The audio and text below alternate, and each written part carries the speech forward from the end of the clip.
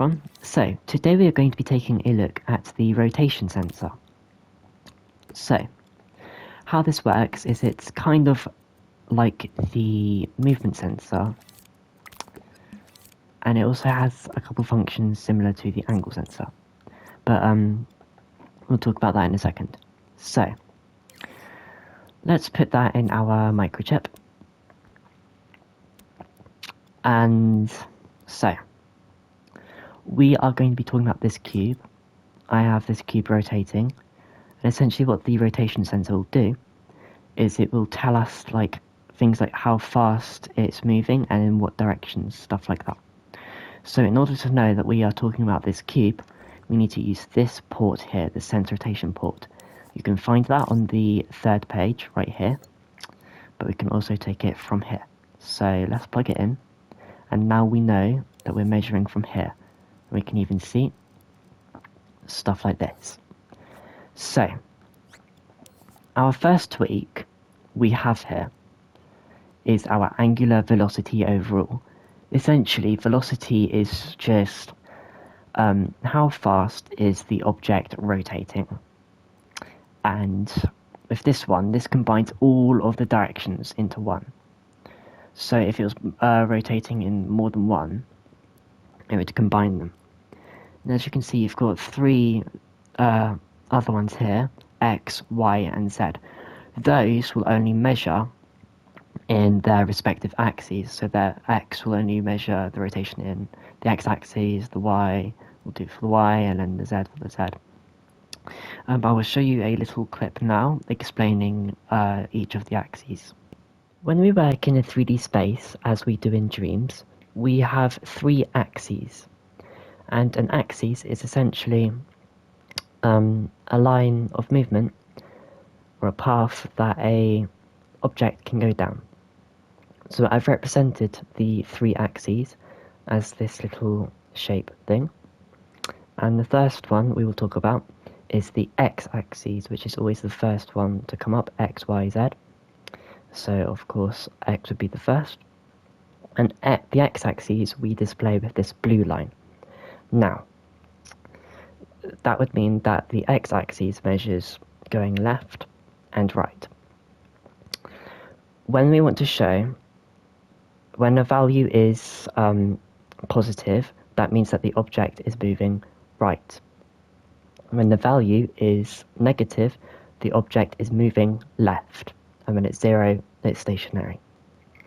Next we have the y-axis, which I have displayed on the red line. The y-axis measures going up and down.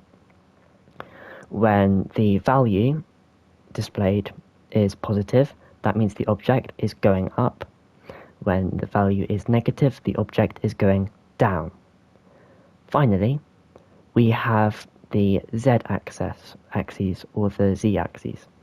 This measures going in or out. So, to make that a bit clearer, that would be the object going in would be going away from the camera, like this. The object going out would be coming closer to the camera.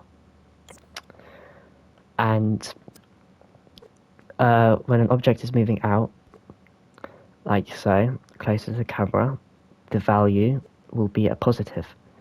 When the value is negative, that means the object is going in, away from the camera, like so. So that's essentially how you know what direction the object is going in, by using both the axes and whether it's a positive or a negative value. Okay, so these are a little bit odd in how they work, but if we look on the side of the object, you'll see here, this side, if the cube is rotating like this, which it is, the cube is rotating in the x-axis, as we can see. If the cube were rotating like this, on this side, then it would be rotating in the z-axis. And if it were rotating this way, it would be rotating in the y-axis. So these all simply just measure in that way. So let's put the angular velocity to the test. Let's plug it in and let's hit play. As you can hear, as it rotates, the faster it gets.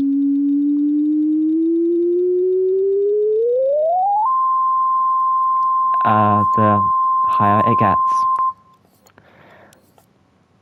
But then, as you can see, we have some here, so let's unplug that, turn it on, and plug it into the y-axis. As you can hear, the pitch is the same as if it was not rotating at all. But if we plug it into the x-axis, because as we can see, well, that's different. The pitch has changed because we are indeed moving now in the x-axis. I assume it's going that way because it is a negative value. If you open the chip, as you can see, it's a negative value, so that's why the pitch has gone down, I assume.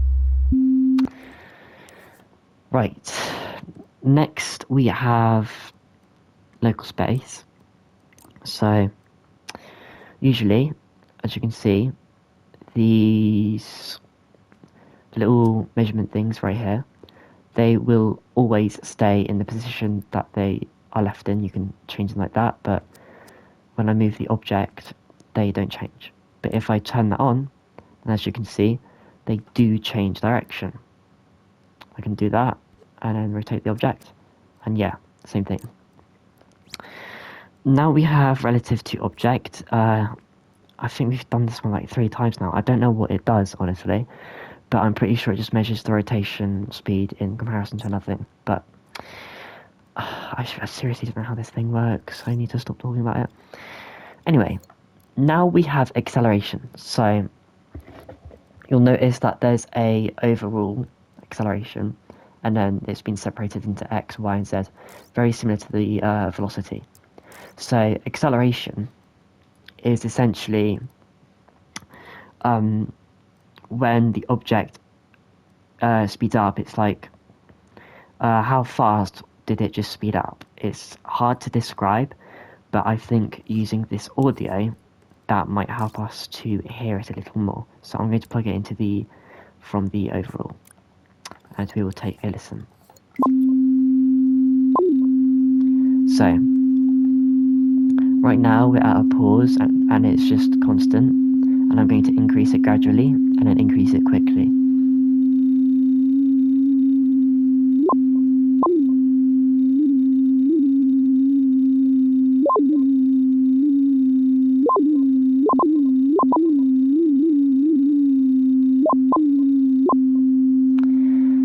Okay, so as I said, it's hard to describe, but if you listened, every time it was to speed up, it quickly spiked up.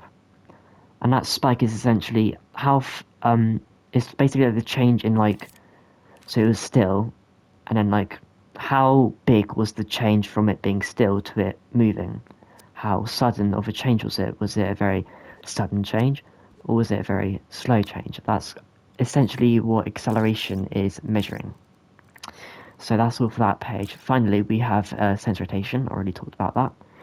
And then we have orientation. So I will insert another clip discussing how orientation works. I don't know much about it, so sadly I can't help you with this that much, but there are a couple terms that maybe will be useful to you. So I'll play that now. What you want to do with this is you will most likely wire it up to a splitter. So let's do that right now. And as you can see, 3 ports have appeared. We've got yaw, pitch, and roll.